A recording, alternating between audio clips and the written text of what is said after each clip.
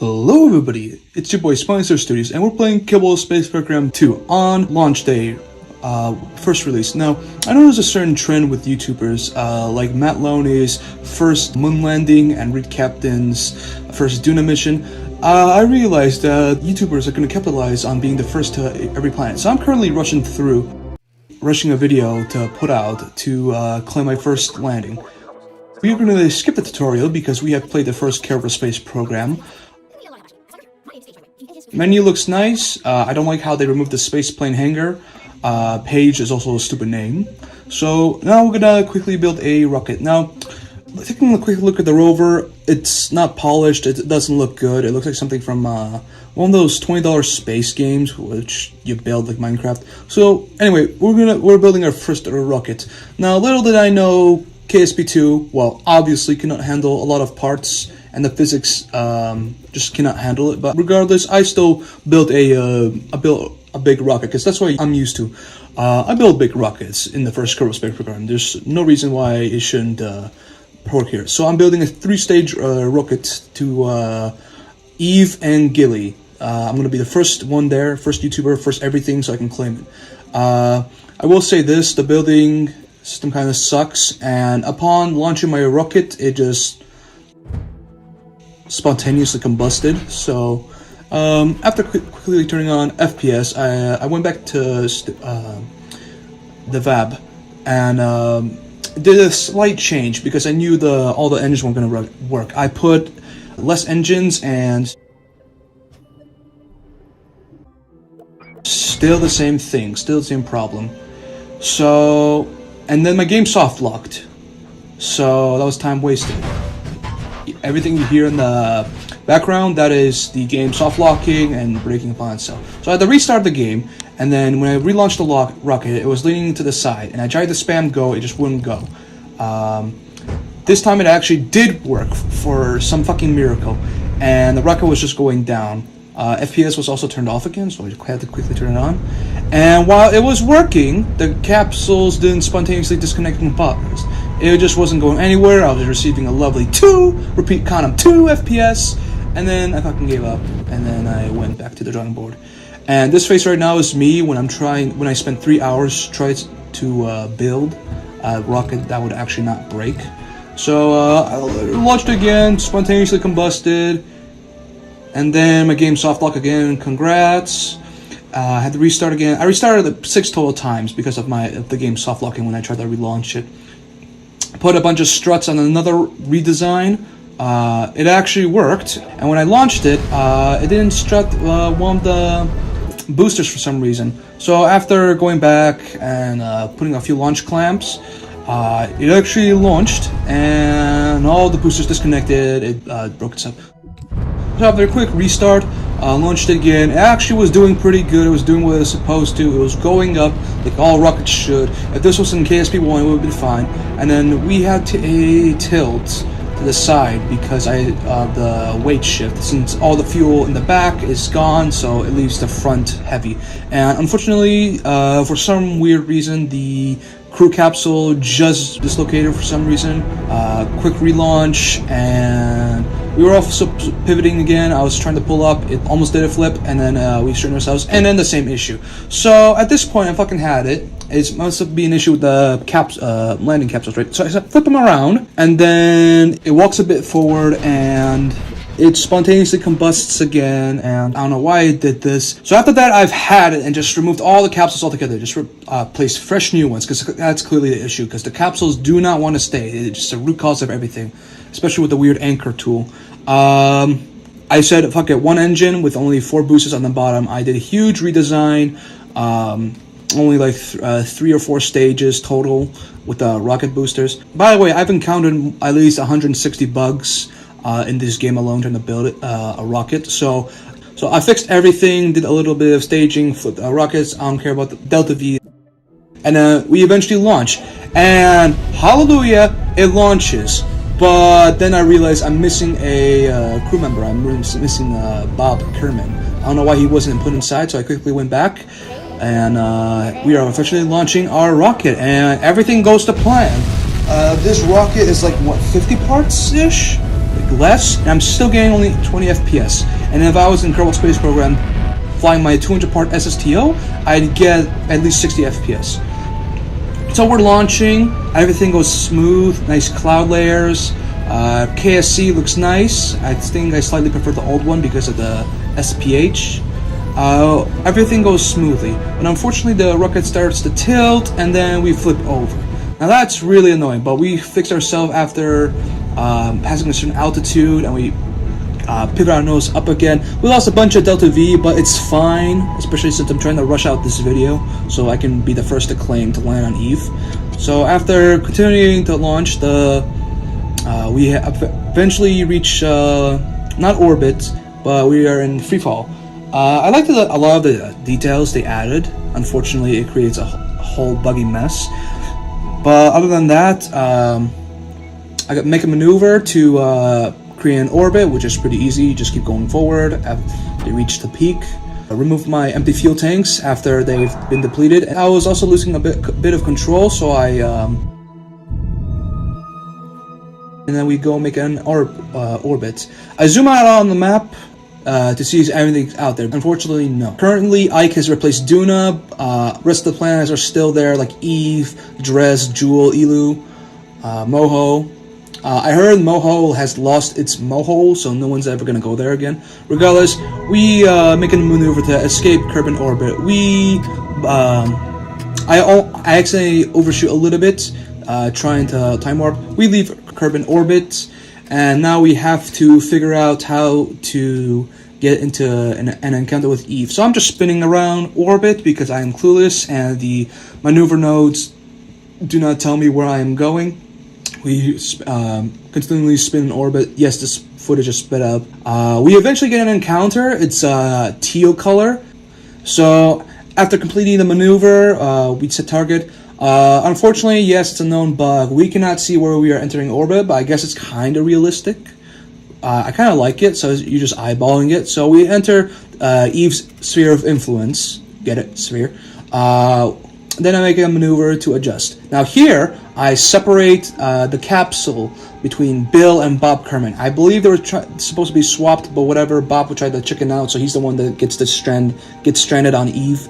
We let him be. This will be our Eve lander. This is what we're going to focus on first. We're going to focus on landing on Eve first. But to make sure the other part of the rocket does not slam into Eve and be destroyed in the atmosphere, we make a quick maneuver to just ring around Eve, and we will save this piece of the rocket for Gilly when we land there.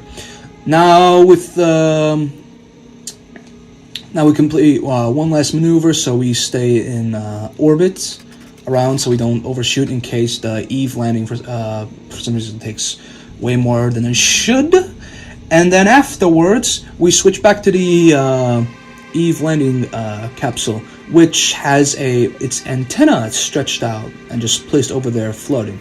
So hopefully that will be fixed too. We are landing on Eve's south pole. I accidentally time warped too close, and I think, oh fuck, I'm screwed, because in KSP 1 the physics will have destroyed me by now. But I quickly paused the game, extend whatever I need to do, pause, unpause, retract the solar panels, inflate the heat shield, and little did I know this was not necessary. Even though I'm internally panicking, the devs have even said it themselves, atmospheric re-entry and burns do not exist. So why I'm doing this, I don't know.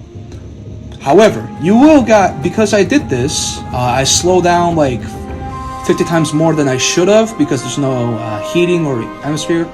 This kick-ass music starts playing, so I'm gonna let it play in the background throughout the whole Eve landing, even though it doesn't play for that long.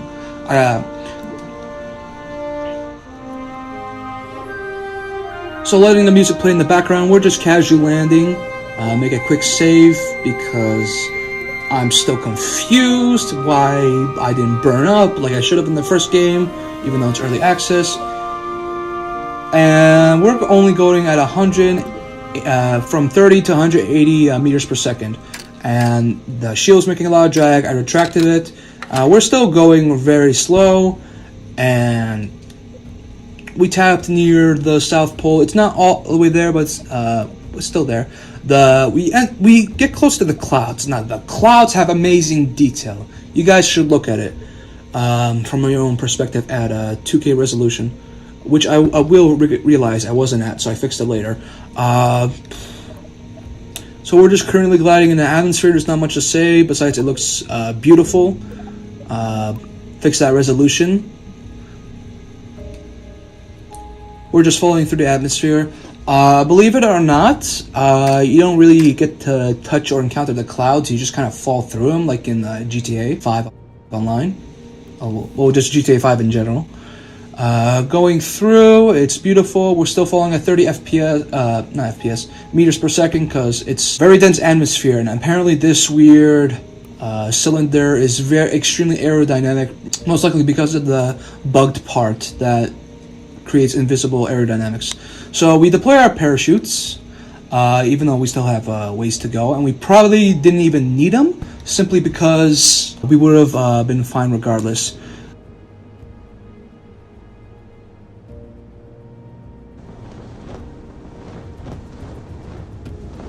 So, first landing of Eve in KSP2 history was at 11:35 a.m. CST. So we landed, we're rolling a bit. I used the heat shield to straighten ourselves up. We're the first people to land on Eve, just like Reed Captain was the first one to go to Duna, and Matt Lowney was the first one to go to the Mun. So straightening ourselves up with the weird shield that you can actually inflate and deflate. We deploy the solar panels, but unfortunately, this lifts the capsule ever so slightly, and just has it inching forward on the ground. So we eventually just fixed that later. We deployed the antenna to see if that'll stop, and that's about it. Now, will I say that this was a perfect landing? Absolutely not. In fact, I don't know if it really counts or not, but it says, but everyone is saying that it's fine in this state, so I believe them. So this is the quote-unquote official Eve landing, first one ever. We checked our solar panels because they have no use. And we EVA out, and first Kerbals to also walk on Eve.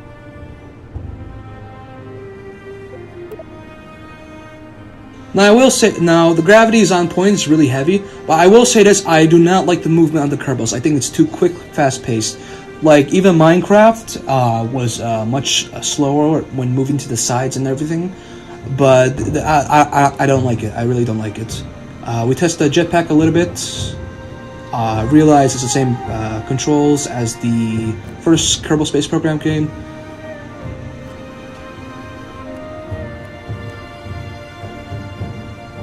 In short, I think the animations are a bit rushed in the second game. I don't like how fast-paced the movement is. Eventually, we just set our flag down. We poke a little fun at Matt Lowney and Reed Captain, since they claim they're the first ones to make a mission. We plant our flag.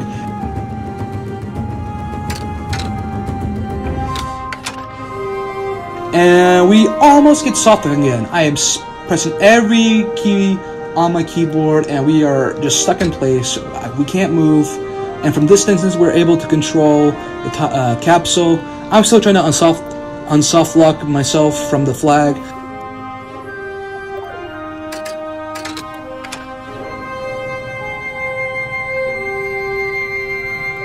So eventually, after switching targets and switching back to the Kerbal, that had fixed it.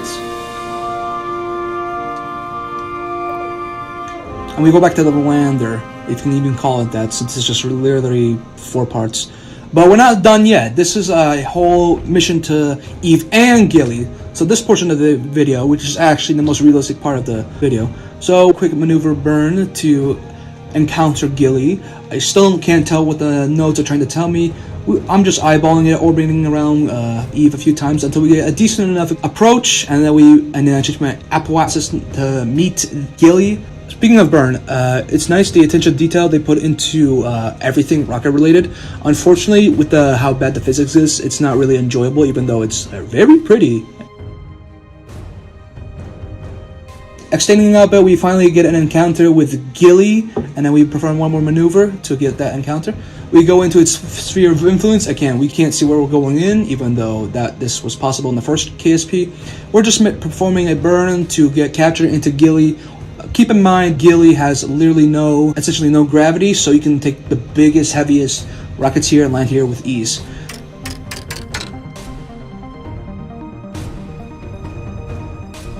The textures have been revamped heavily. It actually looks like a real space body you could find in our solar system. Technically it is if you find the right rock, but other than that, we approach Gilly, we perform a few slow burns even though the gravity is not enough to increase our speed. Now upon approaching Gilly, besides the fact that it looks really well, and the sun goes through the rocks, which is another bug, we still have a tremendous amount of delta V left, over 3,000 meters per second of delta V. So with that knowledge, I'll probably make a part 2 to this video, a mission to Gilly and back.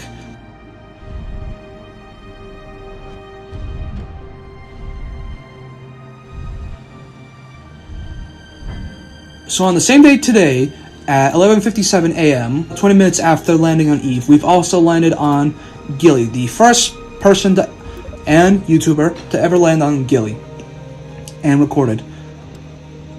So we slide a little bit because, you know, Gilly has literally no gravity. The physics are again broken because apparently the rocket has more of a gravity than Gilly, or it's just a sticky surface. Take a quick screenshot and boom. Now here's where the part where I said, yeah, the sun goes through Gilly. Knowing this, it probably applies to other moons, especially the smaller type. So we plant our flag. This time is actually more memorable. The animations is screwed up. It is not in sync again. And that concludes the mission. We've made it to Eve and Gilly. I'm the first person to land on both. Now if you enjoyed this video, like and subscribe. I'm coming back to KSP eventually. And I'll see you guys in the next video. Bye-bye.